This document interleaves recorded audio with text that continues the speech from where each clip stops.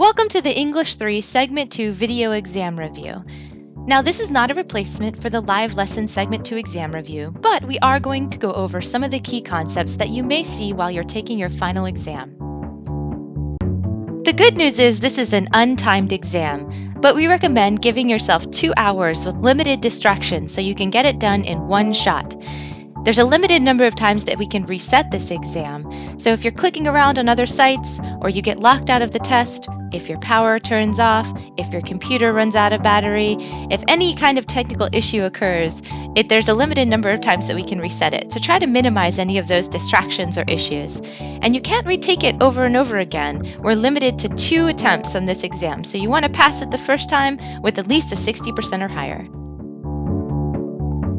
Before you click submit, make sure you've answered all of your questions, especially those at the bottom for your fill in the blank or your short answer responses, because our goal is to help you get to at least a 60% on this exam. If you don't pass, be prepared for your teacher to reach out to you so that we can discuss options for a retake. The regular exam has approximately 30 multiple choice questions with 1 to 2 short answers, whereas the honors exam has about 35 questions with 3 to 5 short answer responses that are slightly longer at 5 to 7 sentences each. One of the great benefits to taking your final exam is that it's open notes, and we expect you and want you to use a dictionary as you go through your test. Use a second source for your dictionary. Don't try to flip back and forth between browser tabs. Instead, use your cell phone or a separate tablet to look up words. Or grab a handy-dandy paperback version of a dictionary, so that way you're not getting locked out of the test due to flipping back and forth. Now we're going to get into some of the key content that you'll see on this exam. And one of the first things that is covered is syntax, which comes all the way back at the beginning of Module 5 in Lesson 501. Know what syntax is and how to identify the subject, object, and verb within a sentence. Know that inverted syntax is an example of when the normal order, where subject's at the beginning, is flipped in its place at the end of the sentence. Em dashes, otherwise called elongated hyphens or long dashes, are some of the punctuation that are tested on this exam. If there's just one em dash in a sentence, usually that means you should be able to chop off the sentence at that dash. And if there are 2 em dashes, I call it the rule of thumb. If you take your thumb, cover up between the dashes, and read what's left behind, the sentence should still make sense. Be sure to review this concept from Lesson 5.01 so you know how to identify when they're used correctly or not. The rhetorical strategies or persuasive appeals of ethos, pathos, and logos are definitely going to be on the exam. So go back through Module 6 and make sure that you know how to tell these apart. As a quick practice, take a moment to pause the video and read over this excerpt from President Roosevelt's speech concerning the New Deal. Take a moment to see if you can identify any of these rhetorical or persuasive appeals within this body paragraph. Hit play again when you're finished. Welcome back! Were you able to identify pathos as it was used in this passage? You can see that a lot of the language that he uses in here is very emotionally charged. We see words like assailed, poisonous propaganda, assault, an appalling number of assailants, threatening the nations. All of these are emotional appeals towards the audience, and any of those examples would be good support for a short answer response. Understanding theme and author's purpose are 2 vital concepts that you may very well see in your multiple choice responses.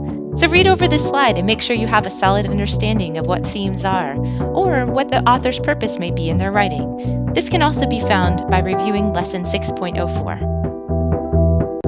Several standards addressed on your exam deal with claims and counterclaims and how you formulate and support an argument. You want to read over 7.02 and take some notes about claims, counterclaims, and how to create a solid argument. Assignment 606 is one you'll want to review. It goes over what qualities make good research and includes information about types of websites. You'll want to know what a .org, .gov, .edu, and .com means. Additionally, you can look in Module 7 for information about primary and secondary sources. Be ready to defend what makes good and solid research. Types of sentences, as they're covered in Assignment 7.06, will show up somewhere in your test bank as you take your test. So go back over the notes for this one and make sure you understand and can tell the difference between simple sentences, compound sentences, complex sentences, and compound complex sentences. These will definitely be on your test. The only 2 points of view you need to know for segment 2 is the difference between objective and subjective point of view. Remember that when you're objective, you're stating the facts, whereas if you're subjective, you're giving more personal opinion.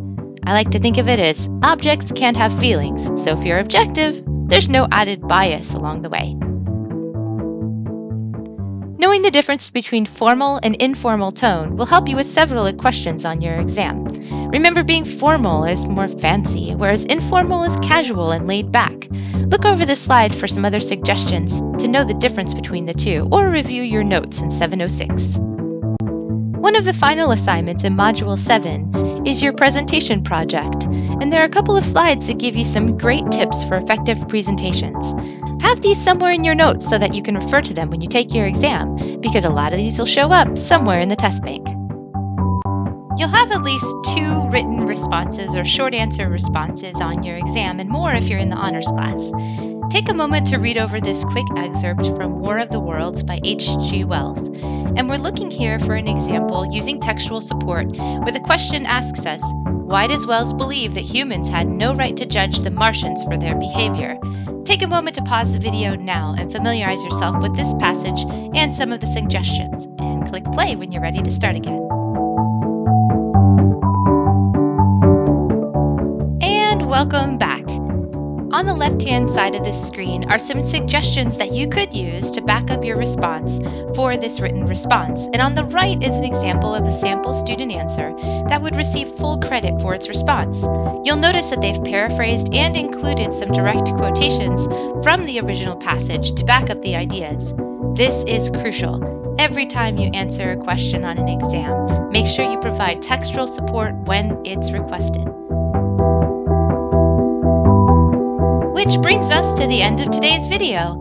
That's a good recap of some of the easy concepts that you'll see on your exam, but it doesn't replace good studying and notes taken from the entire course. So go back, look over your DBA feedback, your notes from the course, and make sure that you have plenty of time when you take this exam. Calm down, keep calm, and good luck.